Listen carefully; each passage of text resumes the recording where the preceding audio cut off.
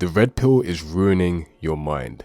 Now, I don't really care who gets triggered or offended by that, but I feel like more people need to be honest about this ideology and what it does to men, especially young men. You see, originally, the red pill was harmless. It was supposed to wake people up.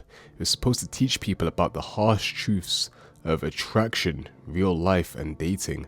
But somewhere along the lines, it stopped becoming about awareness and started becoming about bitterness. It helped me to understand women, to navigate modern day dating, and I thought that it was extremely useful to me. I thought that I was learning to play the game the way everybody else plays it. I started to create this us versus them narrative, and women were the enemy, of course. I started to believe that I needed to manipulate people to get what I want. I started to believe that every single interaction had to be a calculation of me trying to figure out if that person was a high value woman or whether they were out to get me, and it created this cynicism in me. And there was always questions running through my mind like, what's her motive? Is she loyal?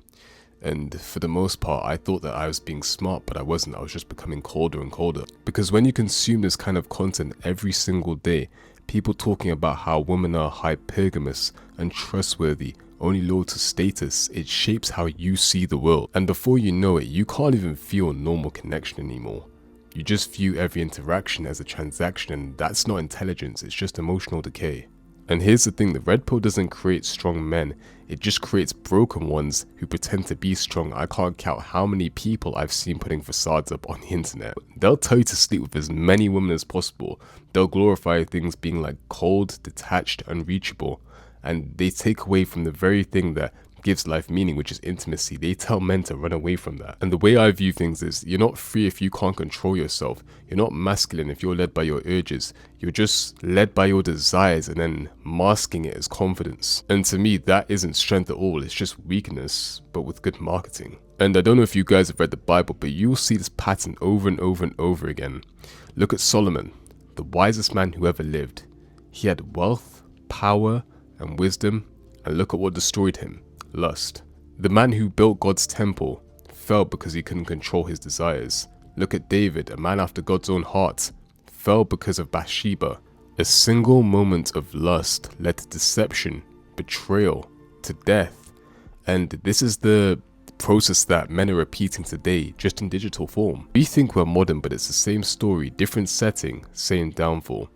And if kings and warriors fell in this exact same way, what makes us think that we are so much better listening to these influencers glorifying sin as strategy? And I'll be honest, I fell into it too.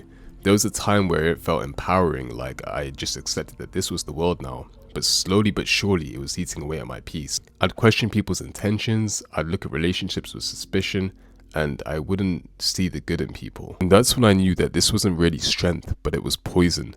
Strength doesn't lie in detachment, it lies in discernment.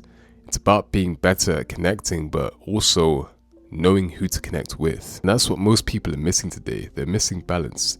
You don't have to pick between being a simp and being soulless. You just have to pick one thing, and that's being principled. That will be your middle ground. Be a man of faith. Be a man of conviction. Build yourself up so much that you don't even need validation.